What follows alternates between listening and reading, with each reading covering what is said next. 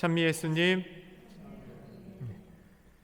예수 마리아 요셉의 성가정 축일을 맞이하여 성가정의 의미를 우리는 다시 한번 깊이 성찰하고 새겨보아야 합니다.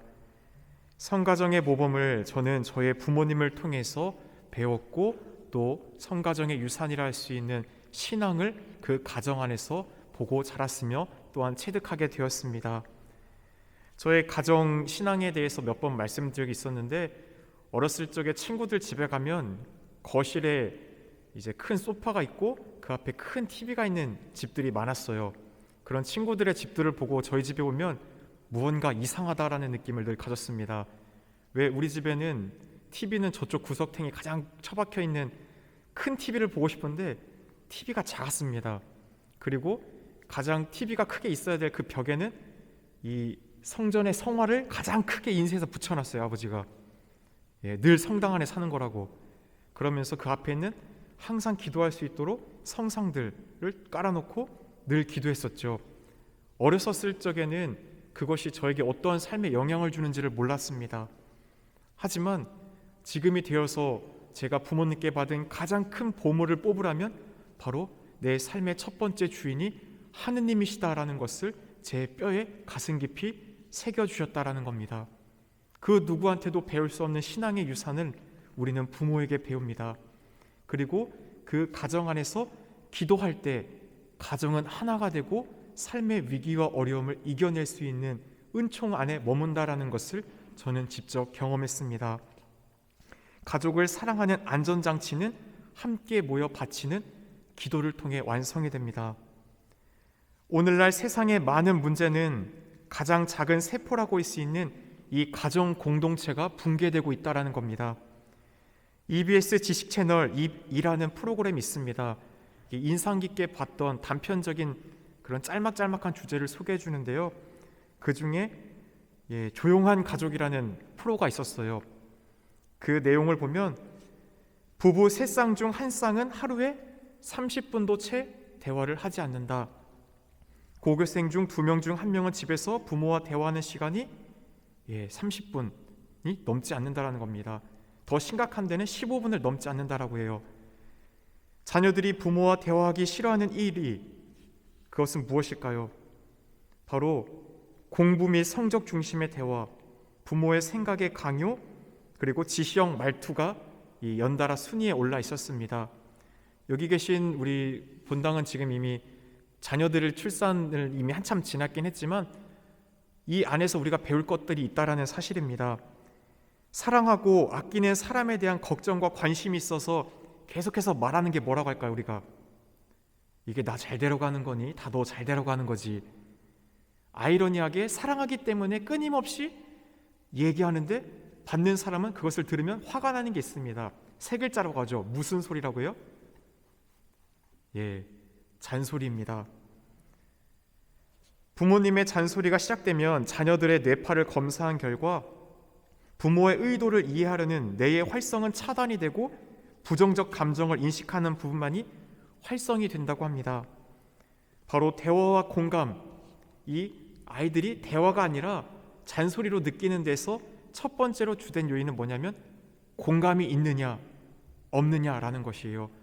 우리가 대화를 하는데 상대방과 나의 마음이 통한다고 할 땐 대화가 됩니다.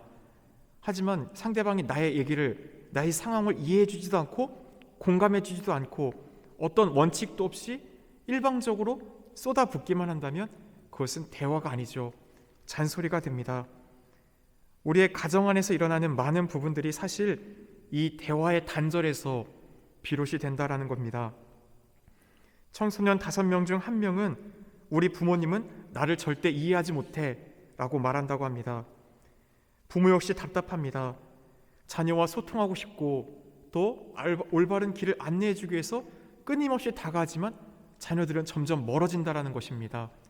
그러면서 부모가 상처받는 말 1위는 엄마랑 아빠랑은 뭐일 것 같아요? 말이 안 통해요 라는 것이에요. 부모와 자녀 또 배우자 간의 대화가 점점 골이 깊어지는데 거기에는 바로 중간에 말을 가로채는 것, 상대방의 말을 끝까지 경청하지 않는 게 첫 번째 걸림돌이었습니다. 그리고 쉽게 내 기준으로 판단하고 결론 내리기, 내 이야기만 하기, 듣지 않겠다는 단호한 표정 짓기, 이런 것들이 가족들 안에 우리가 마음을 열고 또한 소통하는 길을 막고 있다는 것이죠. 더불어서 가족 간의 대화가 단절되는 이유는 바로 집안에 TV 시청과 컴퓨터, 스마트폰을 들어오면서부터 그것을 잡고 안 논다라는 것이에요. 한국인 평균 하루 TV 시청 시간이 2시간 40분 정도 된다고 합니다. 요즘은 더 코로나 때문에 늘어서 3시간 가까이 됐다고 한 적도 있는데요. 1년 중에 한 달 반을 TV를 본다는 얘기입니다. 평생을 10년 동안 TV를 시청하고 있다는 얘기예요. 평균적으로 이 TV 시청을 하루에 3시간씩 하는 사람은 자신의 삶의 평생 중에 10년을 TV를 보고 있다는 것. 결국 우리 가정이 소통하고 그 시간만큼 함께 모여서 또 성화가 되기 위해서는 가정의 중심에 TV가 있어서는 안 됩니다. 하루 3시간씩은 못하더라도 단 10분이라도 가정이 함께 모여 기도하는 곳이 될 수 있어야 된다는 것이에요. 그것이 제가 어려서부터 부모님께 받아온 신앙의 유산입니다. 매일 저녁 함께 가족이 모여서 부모님이 먼저 기도를 시작합니다. 성경을 읽어요. 그리고 그 성경 말씀을 갖고 하느님께 감사 기도를 하고 찬미 영광을 드립니다. 아이들은 기도할 줄 모르죠. 언어를 배우는 게 어떻게 배워요? 듣고 배웁니다. 듣고 따라하죠. 아, 자유기도 저렇게 하는 거구나. 부모님 했던 것처럼 자비로우신 주님, 사랑받으실 주님, 만왕의 주님, 그리고 찬미 영광을 드리고 아버지의 말씀, 이런 말씀 감사하다. 어떤 은총을 달라. 오늘 하루 함께 해주셔서 감사하다. 그런 부모님들의 기도를 어린 시절 듣고 배우는 겁니다. 그래서 우리 아이들 초등부 복사단이나 어떤 신앙학교 갔었을 때 그 아이들의 가정의 집안에 기도하는 수준을 대충 보면 느껴져요. 자유기도 해볼 수 있도록 시켰었을 때 하는 친구들이 있어요. 간혹. 그 집은 무엇이냐면 부모님이 애들 데리고 기도한다라는 겁니다. 그러면 애들이 그걸 보고 배워요. 하지만 전혀 기도문을 할 줄 모른다. 심지어 염경기도, 우리가 구속기도를 바치는 그 기도조차 할 줄 모르는 가정이 있다는 것은 무엇이냐면 부모가 집안에서 기도하는 모습을 보여주지 않는다. 함께 기도하지 않는다라는 사실입니다. 그러기에 우리의 가정 지금 어떠합니까? 나의 배우자와 함께 저녁 기도를 하려고 합니까? 나의 자녀들에게 부모로서 기도하는 모습, 또 가장으로서 이끌어주는 모습을 보여주고 있습니까? 기도한다라는 것, 그것은 우리 가정의 중심에 하느님을 모시려고 하는 것입니다. 그렇게 살아갈 때 우리의 가정은 세상의 많은 어려움과 고통 한가운데서도 하느님의 은총 속에 그 어려움을 능히 이겨낼 힘을 받고 있다는 것을 깨닫게 됩니다. 더불어서 우리 가족들 안에 이런 대화의 기술들도 필요합니다. 그 지식 채널을 통해 봤던 것 중에 가족들이 가장 듣고 싶은 말들이 무엇일 것 같아요? 내 가족의 아버지, 내 엄마, 내 자녀들 어떤 말 듣고 싶으세요? 그냥 여러분들 듣고 싶은 말 있을 거 아니에요? 그래요. 실수해도 괜찮아. 오늘 수고했어요, 당신. 당신이 최고야. 고마워. 미안해. 사랑해. 다 이런 기본적인 우리의 감성, 정서적 표현입니다. 그런데 실제로는 자녀들이 가장 많이 듣는 말은 넌 숙제는 다 했니? 공부 좀 해라. 방 좀 치워라. 넌 뭐가 되려고 그러니? 이런 따뜻한 위로와 격려와 지지가 아니라 잔소리라는 것이죠. 아버지들은 아버지 감사합니다, 사랑합니다, 수고하셨습니다가 아니라 ATM 기기가 됐죠. 아버지 돈 좀 주세요. 가장 많이 듣는 말이라고 합니다. 배우자끼리는 나 너무 피곤해, 다음에 얘기하자. 서로가 서로 일을 하면서 피곤하는 가운데 계속해서 대화가 차단이 되고 있는 것이 현실이다라는 것이겠죠. 그러기에 이런 문제들을 우리가 다시 해결하기 위한 근본적인 방안은 가정의 중심에 기도하는 시간을 반드시 마련해야 한다는 것입니다. 성가족이란 결국 무엇입니까? 하느님 뜻에 따라 주님을 가정의 중심에 모시고 서로 사랑으로 일치를 이루는 게 성가정이다라는 겁니다. 모든 가정은 하느님께서 원하신 서로 간의 사랑 위에 세워지는 단단한 일치를 유지하기 위해 하느님의 뜻에 지속적으로 일치할 수 있도록 기도해야 합니다. 기도라는 것, 그것은 결국 우리 가정의 행복을 지켜주는 가장 큰 버팀목이고 또한 우리 가정에 필요한 공기와 같은 존재다라는 것입니다. 결국 우리가 부모에 대한 사랑, 부부간의 사랑, 자녀에 대한 사랑으로 서로가 서로를 위해 자기를 내어줄 수 있는 또 타는 벽난로처럼 따뜻한 가정이 되기 위해서 우리는 다짐해야 합니다. 지금 우리 가정은 주님의 모시고 사는 기도하는 가정인지를 다시 한번 묻는 것입니다. 지난 대림 4주 동안 우리는 마리아와 요셉이 자신의 뜻보다 하느님의 뜻을 찾고 추구하는 가운데 늘 순명하려고 노력했다라는 것을 바라보게 됩니다. 힘들고 어려운 고통의 순간에도 신앙의 힘으로 모든 것을 마리아와 요셉은 이겨냈습니다. 하느님의 뜻에 따라 순명하는 참된 신앙을 통하여 요셉과 마리아는 서로가 하나를 이루고 또한 결합되었습니다. 오늘 복음에서도 볼 수 있듯이 어려운 환경을 이겨냅니다. 우리도 마리아와 요셉을 본받아 가정의 중심에 늘 주님과 함께할 수 있도록 노력하도록 합시다. 부모님의 신앙을 보고 자녀들이 배웁니다. 나중에 여러분들의 자녀들이 여러분들이 죽으면 장례미사하고 연미사하고 끊임없이 기도해 주는 겁니다.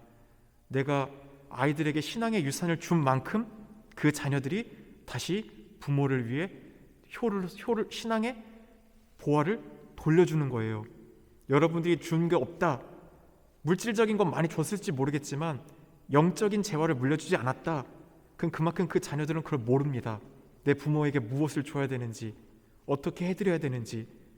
그렇기에 지금이라도 우리들의 자녀들을 또한 신앙의 길로 이끌 수 있도록 우리 성녀 모니카가 한평생 아우구스티노 성인의 회개를 위해서 기도하셨죠. 이 세상에 무의미한 기도는 없습니다. 하느님은 우리의 지향과 선한 마음을 다 알고 계세요. 그렇기 때문에 우리의 자녀들이 내가 기도해도 성당에 나가지 않습니다. 아유, 내가 평생 우리 자녀들 신앙을 잘못 가르쳐가지고 나는 다니고 있는데 우리 애들 어떻게 될지 걱정입니다. 그럴 때 우리가 해야 될 것은 모니카 성녀를 기억하며 하느님께 봉헌하고 또한 계속해서 기도하는 것, 그리고 자녀들에게 기회가 좋든지 나쁘든지 내 부모로서 너희들에게 평생 모범을 잘 보여주지 못했지만 지금이라도 너희들이 신앙생활하길 바란다라는 부모의 뜻을 계속 전달해야 하는 겁니다. 그게 여러분들이 자녀를 사랑하는 만큼 자녀가 잘 되기를 원한다면 당연한 것 아니겠습니까? 그리고 결국 그것은 여러분이 다시금 받게 되는 공로입니다. 우리의 가족들은 지금 사랑의 끈으로 묶여 있습니까? 그렇지 않다면, 우리 가족 안에 대화가 없고 서로에게 어려움만 있다면 우리의 첫 시작이 주님을 모시는 기도하는 공동체가 되도록 변화를 이끌어야 된다는 겁니다. 가정의 중심에서 TV를 치우십시오. TV를 치우고 그 시간에 성화를 놓고 성경을 같이 읽고 짧게라도 부모로서 기도하는 모범을 보여주십시오. 그러면 가정은 서로 주님의 끈으로 일치를 이루고 변화가 되어가는 겁니다. 특별히 오늘 우리는 비극적 상황에 처해 있는 많은 가정들을 또한 기억해야 합니다. 오늘날 너무 흔한 것이 1인 가족이죠. 결혼을 더 이상 하지 않습니다.